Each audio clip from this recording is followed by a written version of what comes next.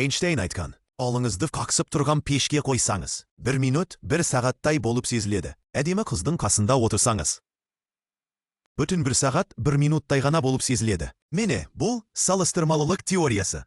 Ленин айтқан, егер жаңбыр жауғызу құқығын қолшатыр сататын адамға берсең, ашық күн қалады деп ойлайсың ба? Баффет айтқан, отбасының бірінші, ең негізгі өзегі ешқашан сезім емес, экономика. Вольтер айтқан, күмәндану жағымды рухани күй емес, бірақ еш күмәнсіз сене беру мүлде абсурд нәрсе. Платон айтқан, қоғамда тек бір ғана дауысқа рұқсат етілсе, онда бар жалғыз дауыс өтірік болады. Хайек айтқан, билік әділет деген атпен ресурстарды бөлуді толық өз қолына алған кезде, кедейлік мораль деген жамылғы жамылып келеді. Егер жиі байлықты иеленіп отырғандарды тежей алмаса, сол жиі гүлденіп тұрғанның өзінде қириді. Ресурстарды бөлу құқығын жасампаздықтың үстіне қоятын кез келген жиі ақырында тарих сахнасынан кетеді. Себебі адамзат дамуының шынайы қозғаушы күші әрқашан құндылық жасайтын адамдарға тиесілі. Хайек айтқан, неге кейбір мәселелер ешқашан шешілмей келеді? Себебі сол проблемаларды шешуі тиіс адамдар, оларды туғызған сол адамдардың өзі.